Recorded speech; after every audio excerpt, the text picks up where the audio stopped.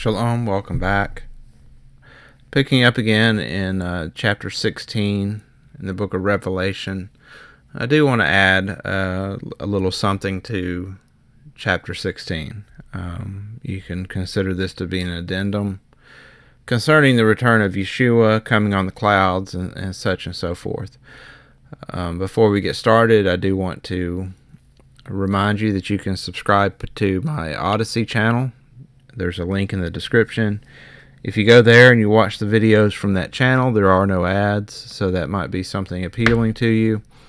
Also, I think you should check out Odyssey anyway. It's kind of like YouTube, except there is no censorship there, so you can hear points of view that wouldn't be allowed to be said on YouTube. I've had a couple of videos taken down by YouTube for mentioning things such as vaccinations or things of that nature, and so with speech being shut down, you might want to check out these alternative platforms. And I really like Odyssey, so you can watch me there. And of course, there's some things that I would like to discuss that I'm not going to put on YouTube because I don't want the entire channel taken down, and so I'm going to use Odyssey as that platform to be able to do that. Also, you might want to check out Gab if you do social media. It's a alternative to Facebook, totally free speech, so you're not going to have to worry about Zuckerberg putting you in Facebook jail if you get on Gab. The books I've been using to put together the study is A Mystery's History by Adam Drissel. This is the book that I've used to put together this particular video as the addendum to chapter 16. I think he does a really good way of breaking down some information about Yeshua's return that you may not be aware of, and so I'm now sharing that with you. Also, Back to the Future by Ralph Bass. It's pretty much a straight line Christian perspective on the book of Revelation, but it's a good book. It's got some good information, and it's a nice study guide. Okay, so we're going to pick up again in the last few verses of 16 and add a little bit of information to it. So, as we're going through these various bowl judgment, it gets to right before the last bowl is poured out, and you hear this warning from Yeshua, "Behold, I come like a thief. Blessed is he who watches and keeps his clothes, so that he doesn't walk naked and they see his shame." One of the things that John likes to refer to quite a bit in his gospel and in the book of Revelation is his familiarity to the temple service.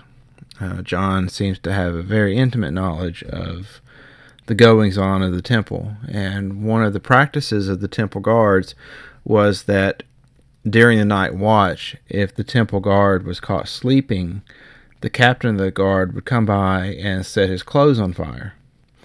And so this sleeping guard would be awakened by his clothes burning. He would throw his clothes off, and he would end up standing there naked because he had fallen asleep. And that's what Yeshua is referring to here. So there's this admonition to keep watch. And then goes on to verse 16, speaking about Armageddon or Harmageddo. And then you see the seventh bowl poured out. Lightning, sounds of thunder, great earthquake, and it goes on. And of course, it ends with the consequences of the last bowl, or these giant hailstones about the weight of a talent coming down out of the sky on people. And that is reflected in this narrative that Josephus gives us of the destruction of Jerusalem, with these stones that are about a talent that are being catapulted into Jerusalem by the Romans. And so we'll get back to that in a moment. But I think we should pause right here for a second and really kind of focus on verse 15. Why is this warning here? What is John and Yeshua, what are they trying to convey to us? What's the information we're trying to get from this? So let's look at the different versions in the Gospels of Yeshua's return. Matthew 24. But immediately after the tribulation of those days, the sun will be darkened, the moon will not give its light, the stars will fall from the sky, and the powers of the heaven will be shaken. And then the sign of the Son of Man will appear in the sky. Then all the tribes of the land will mourn, and they will see the Son of Man coming in the clouds of the sky with power and great glory. Okay, so first of all, if you are one of these people that was brought up believing in this pre-trib rapture, notice that here this tribulation is mentioned. Yeshua returns right after the tribulation, not before. Of course, the tribulation happened 2,000 years ago, so that's a totally different story. You see the same apocalyptic language that we see in the book of Revelation, the sun being darkened, the moon not give us light, stars falling from the sky, powers of the heaven will be shaken. This is all about the destruction of the power structures within the society of Jerusalem. This is about a earthquake that destroys the political power, the religious power, and such and so forth.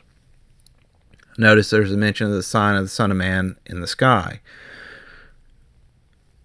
In one of the earlier videos, I shared with you Josephus mentioning that there was a star above Jerusalem during the destruction that looked like a sword. Now, if you were to compare a picture of a star that looks like a sword or a star that looks like a cross, they're very similar. So, not necessarily saying that the sign of the Son of Man is a cross in the sky, but what other sign do you usually associate with Yeshua? All the tribes of the land will mourn, and they will see the Son of Man coming in the clouds of the sky with power and great glory.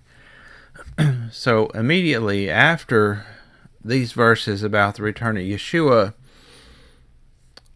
he tells you to watch. He says, "Watch therefore, for you don't know the hour your Lord comes, but know this, that if the master of the house had known in what watch of the night the thief was coming, he would have watched and would not have allowed his house to be broken into. Therefore also be ready for an hour when you don't expect that the Son of Man will come."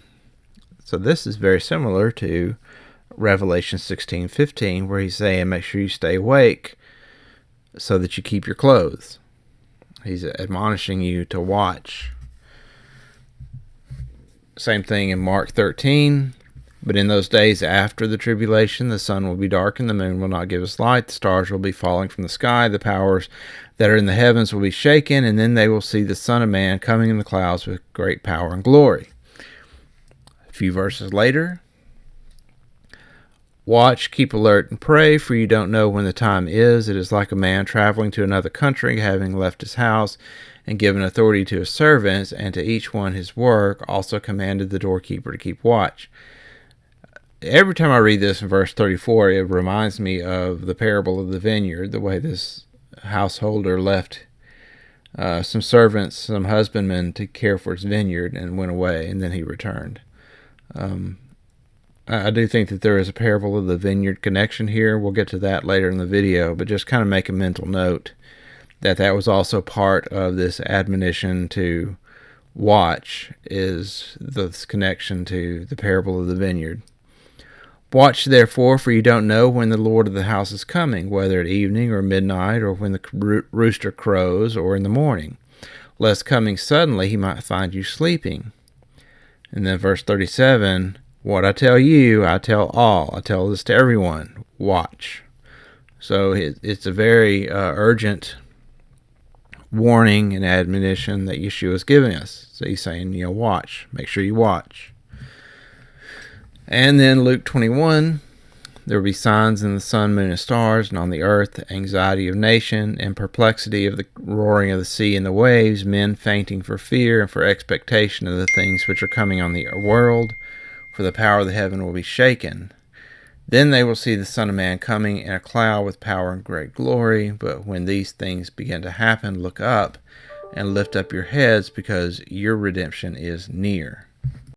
Okay, so speaking about the return of Yeshua and power and great glory, and then just a Once again, just a few verses later, there's the warning to watch, so be careful, or your hearts will be loaded down with carousing and drunkenness and cares of the life, and that day will come on you suddenly, for it will come like a snare on all those who dwell on the surface of the earth. Therefore be watchful all the time, praying that you may be counted worthy to escape all these things that will happen and to stand before the Son of Man. Now, in the earlier videos, we really spent a lot of time going over Matthew 24, Mark 13, Luke 21. It might behoove you to pause the video and go to all three of these chapters and read the entire chapter, because each one of them parallels with what we've been reading in the book of Revelation, and it should drive home the point that the events in the book of Revelation totally coincide with the return of Yeshua. And each one of them ends with this warning, watch. So what does this warning mean? What about its placement in the bowl judgments? We're going to go through the timeline of the apocalypse at the end of this video. But the believers of Yeshua, when the Roman army was preparing to lay siege to Jerusalem, they fled to Pella. They missed this event, like the grand finale. They avoided it. So Yeshua's admonition is to watch. You'll go through some tribulation, as in the beginnings of the judgment on the land of Judea. But when they fled to Pella, then it was after their tribulation that Yeshua returned. And when Yeshua returned was the major destruction of Jerusalem.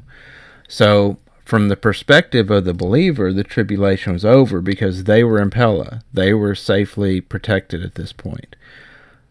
But the tribulation itself continued with the people that remained in Jerusalem, the people who were not believers. So that's one thing to kind of keep in mind as we're looking at these verses and these scriptures that detailed the return of Yeshua.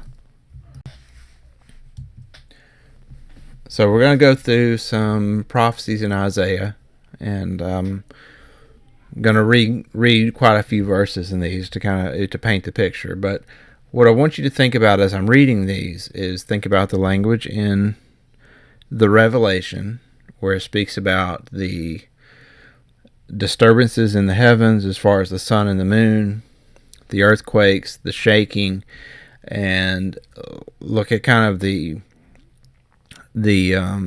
details that are given in between these different apocalyptic terms. And you'll see that it has to do with the destruction of the land. It has to do with the overthrowing of the political and religious structures, the control mechanisms of the people that are getting overthrown.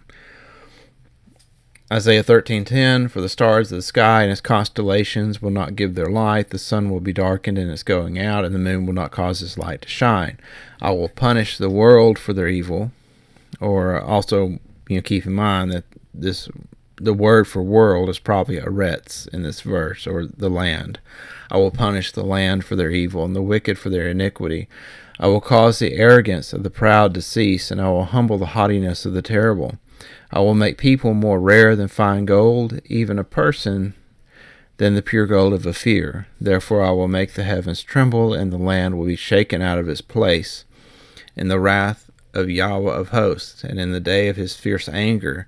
It will happen that like a hunted gazelle, and like sheep that no one gathers, they will each turn to their own people, and will each flee to their own land. Everyone who is found will be thrust through. Everyone who's captured will fall by the sword.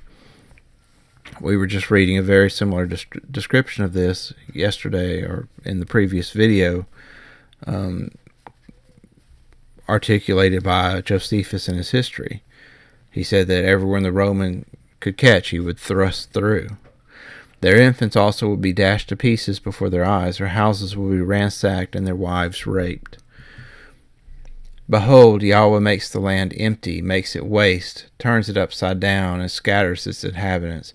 It will be as with the people, so with the priest, as with the servant, so with his master, as with the maid, so with her mistress, as with the buyer, so with the seller, as with the creditor, so with the debtor, as with the taker of interest, so with the giver of interest.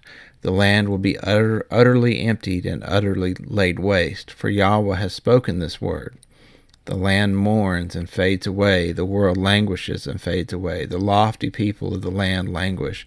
The land also is polluted under its inhabitants, because they have transgressed the laws, violated the statutes, and broken the everlasting covenant. Therefore the curse has devoured the land, and those who dwell therein are found guilty. Therefore the inhabitants of the land are burned, and few men left. The new wine mourns, the vine languishes, all the merry-hearted sigh. The mirth of tambourines ceases, the sound of those who rejoice ends. The joy of the harp ceases, they will not drink wine with the song. Strong drink will be bitter to those who drink it. The confused city is broken down, every house is shut up, that no man may come in. There is a crying in the streets because of the wine. All joy is darkened. The mirth of the land is gone. The city is left in desolation, and the gate is struck with destruction. For it will be so in the midst of the land among the peoples, as the shaking of an olive tree, as the gleanings when the vintage is done. Fear the pit and the snare are on you who inhabit the land.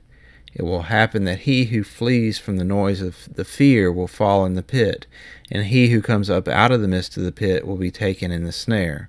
For the windows on high are opened, and the foundation of the land tremble. The land is utterly broken, the land is torn apart, the land is shaken violently. The land will stagger like a drunk man, and will sway back and forth like a hammock. Its disobedience will be heavy on it, and it will fall and not rise again. It shall happen in that day that Yahweh will punish the army of the high ones on high, and the kings of the earth on the land. They shall be gathered together as prisoners are gathered in the pit, and shall be shut up in the prison, and after many days shall they be visited. Then the moon shall be confounded, and the sun ashamed. For Yahweh of hosts will reign on Mount Zion and in Jerusalem, and before his elders will be glory. So notice that Yahweh of hosts reigning on Mount Zion is obviously not talking about this earthly Mount Zion that's destroyed. And it's not the Jerusalem on the earth that is destroyed that he's reigning on. He's reigning in the heavenly Jerusalem, the new Jerusalem, the Mount Zion. So, now we turn to this understanding of coming with the clouds. It's mentioned in Revelation 1:7, behold, he's coming with the clouds, and every eye will see him, including those who pierced him. All the tribes of the land will mourn over him, even so. Amen. Now, the term coming in the clouds is found several times in Scripture, and it refers to judgment coming upon one nation via another's military force. Most of the time, coming on the clouds is said in relation to Nebuchadnezzar. For instance, Isaiah 19 is speaking about Nebuchadnezzar. It says, the burden of Egypt. Behold, Yahweh rides on a swift cloud and comes to Egypt. The idols of Egypt will tremble at his presence, and the heart of Egypt will melt in its midst.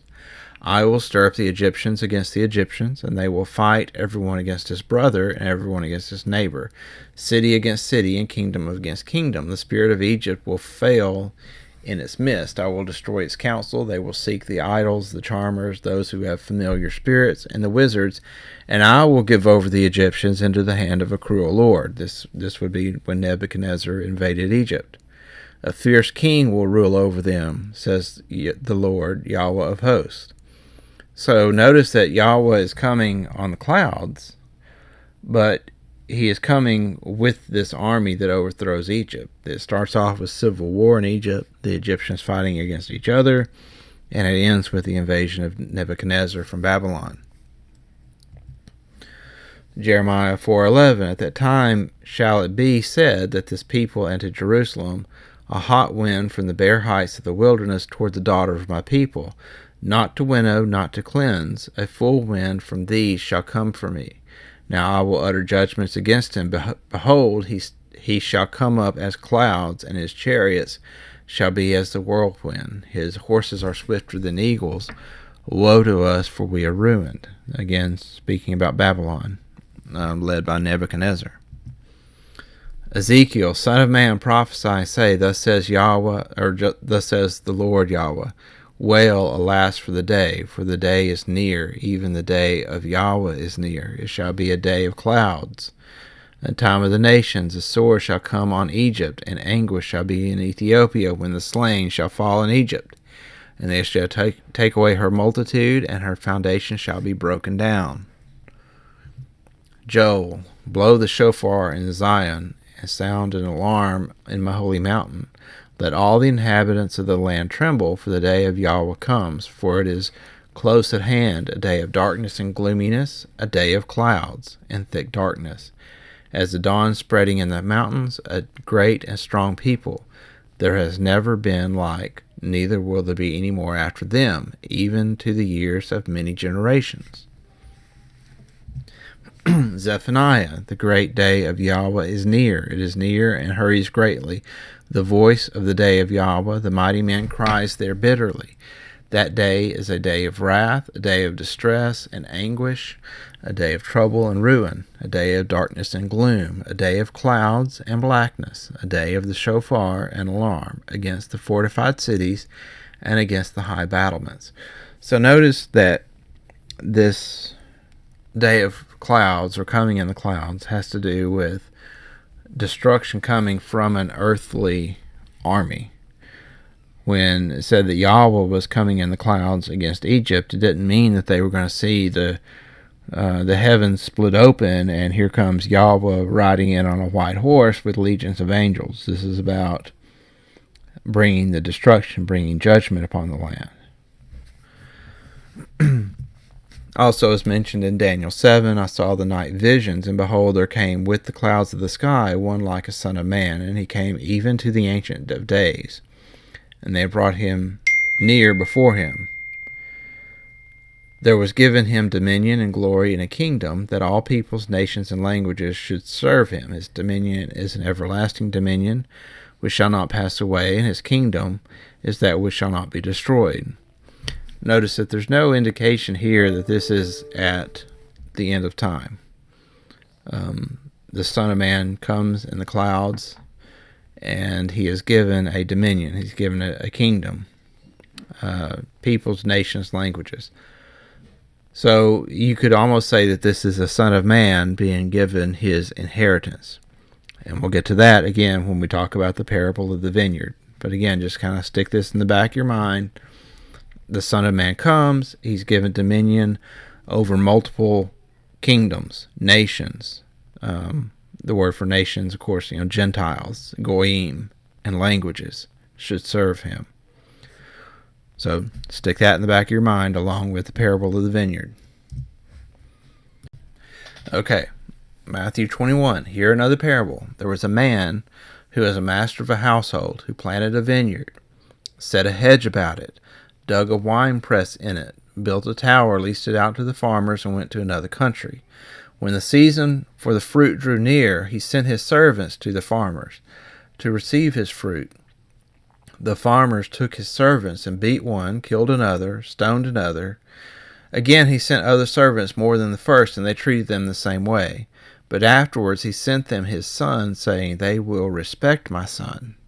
But the farmers, when they saw the son, said among themselves, this is the heir. Come, let's kill him and seize his inheritance. So they took him, and they threw him out of the vineyard and killed him. So let's think about who the players are here. The man, the householder, would be Yahweh. The husbandmen, or the farmers, are the chief priests and the Pharisees. the servants would be the prophets that Yeshua sent, that Yahweh sent, and they were beaten and stoned and killed. The son, of course, would be Yeshua, and the inheritance is the nations of the earth. And we know it's the nations of the earth because Psalm 2, verse 7, I will tell of the decree. Yahweh said to me, you are my son. Today I have become your father. Ask of me, and I will give the Gentiles, the nations, for your inheritance, the uttermost parts of the earth for your possession. So now you compare this to what is said in the book of Daniel about the Son of Man coming on the clouds, and what is he given? He is given this inheritance. He's given the nations, the uttermost parts of the earth. So all of this is in agreement. Now, if the servants, if the husbandmen, if the farmers are the chief priests and the Pharisees, they are the Jews, I would say, the synagogue of Satan. These what now these were the forefathers, the chief priests and Pharisees, but now these same people down through the ages have become these Talmudic Edomite Jews that basically run the world. And if you don't believe that they run the world, look no further than the cabinet of the President of the United States this very day. 90% of them are Edomite Jews. Man, we know they're Edomites because of their own writings admit as much. But you can also look at the Soviet Union. 90% of the president's cabinet are these people, but then 90% of the leadership of the Bolsheviks were Jews. So there's been this struggle where they are attempting to seize the inheritance of the Messiah, the nations of the earth. They're trying to control the nations of the earth in the same way that the parable of the vineyard says that they seized him and threw him out of the vineyard and killed him. Another thing that this parable points out, there's a lot of truth in this parable, and one of the things that they point out is they knew who he was. It's not that they refused to accept him as being the Son of God. It's not that they doubted who he was. That says, this is the Son, let us kill him and seize his inheritance. So despite all the talk that they say about not accepting him, not believing he's the Messiah, the point of the parable is that they know who he is. They may not admit it, but they know. Matthew 21:40, continuing on with the parable. When therefore the Lord of the vineyard comes, what will he do to those farmers? And then they, the people standing by, told him, he will miserably destroy those miserable men and lease out the vineyard to other farmers, who will give him the fruit in its season. Yeshua said to them, Did you never read the scriptures? The stone which the builders rejected, the same was made the head of the corner. This was from the Lord. It is marvelous in our eyes. Therefore I tell you, the kingdom of God will be taken away from you and be given to a nation producing its fruit. He who falls on the stone will be broken to pieces, but on whomever it will fall, it will scatter him as dust. When the chief priests and the Pharisees heard his parable, they perceived that he spoke about them. So now, once again, we turn back to where we began this study. The end of Revelation 15. Behold, I come like a thief. Blessed is he who watches and keeps his clothes, so he doesn't walk naked and they see his shame. Okay, so at this point I want to pause. I'm going to read about 3.5 pages out of the book, The Mystery is History, because it's a good synopsis and a summary that brings us to where we are now in the apocalypse. It says, a brief recapitulation of the chronological record surrounding these events is now merited. Referring to the passages in Matthew, Mark, and Luke above, we can see that he had said that he would appear again after that time of great tribulation had passed and the heavens had been utterly shaken. In taking the three accounts together, we can discern that the period of tribulation was to to last right up until the coming of Yeshua.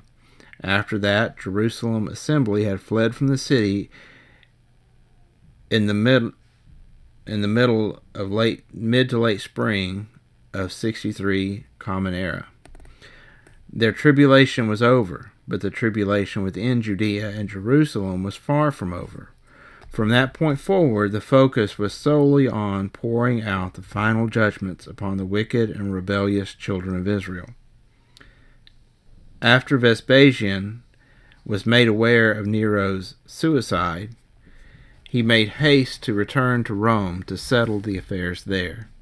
This was the time we've discussed above, known as the Year of the Four Emperors. This was a period of great chaos, war, and death for both Rome and Israel. Galba had taken the throne of Rome at that time. Titus was commanded by his father to go to Rome to greet the new emperor. While on the way, Galba was killed after having reigned for only 7 months and 7 days. Josephus then tells us the following: "And now they were both in suspense about the public affairs, the Roman emperor being then in a fluctuating condition, and did not go on with their expedition against the Jews, but thought that to make any attack upon foreigners was now unreasonable on account of the solicitude that they were in for their own country. Thus the war against the Jews by the Romans was temporarily suspended. However, the war between the Jews themselves was hardly over. The spiritual dragon and beast were still wreaking havoc wherever they could. An intelligent and courageous man by the name of Simon ben Giora began an expedition throughout Idumea and the lower parts of Judea. While doing so, he amassed a great army upwards of 20,000. He led his armies into various cities, overcoming them and destroying everything of nature, leaving behind them as it was a desert. His wife was seized by the zealots, which enraged him greatly. His actions taken against the people in Jerusalem after her capture were described by Josephus as one like a wild beast when they are wounded. Appalled by the severity of his punishments, the people and the zealots agreed to release his wife to him, at which point he calmed down a little. At this point, civil war and sedition prevailed in Judea and Jerusalem. Meanwhile, in Rome, after Galba's death, Otho had taken the reins of the empire. Wars and slaughters occurred between his faction and those who sided with another one vying for the throne, Vitellius.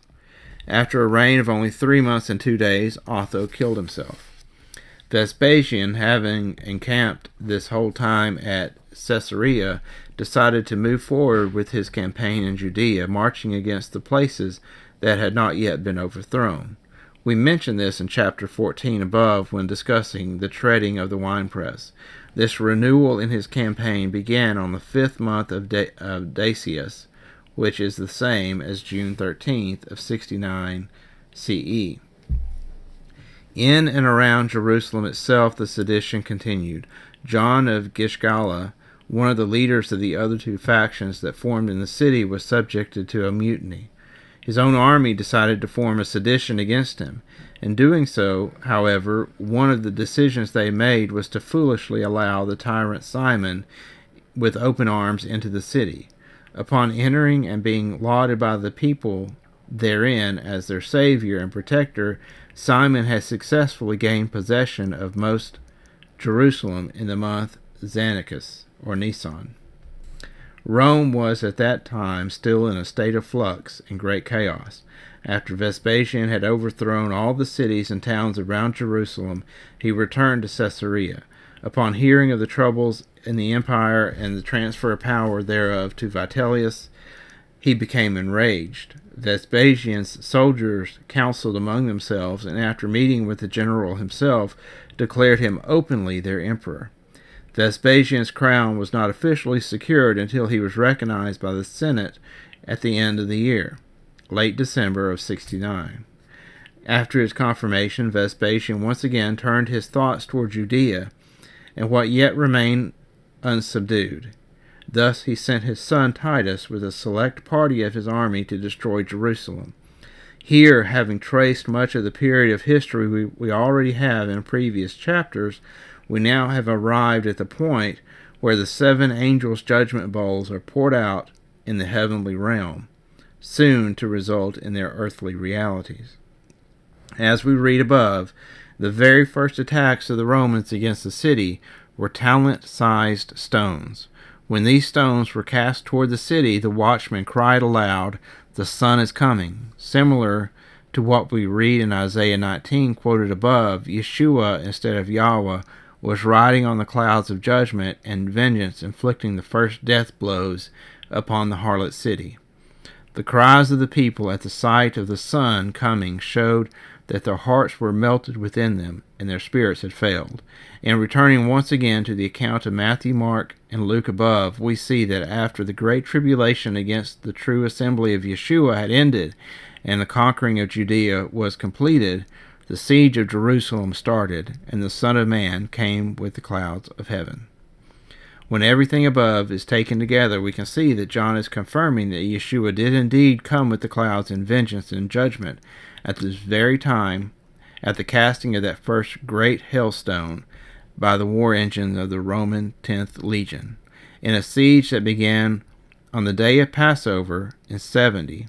No eye was spared the sight of the Roman war machines which surrounded the city, and no heart was free from melting in fear of the great destruction and doom that had come upon them. So again, this brings us up to the point that we're at now.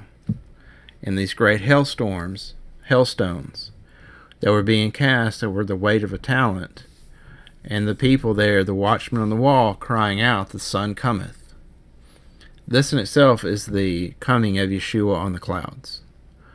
This is what John is trying to convey to us. This is what Yeshua is trying to tell us when he says to watch, be awake, so that you keep your clothes and you're not left in shame. All right, that's it. Thanks for listening. We'll be picking up again in chapter 17 next time. Thank you. Shalom.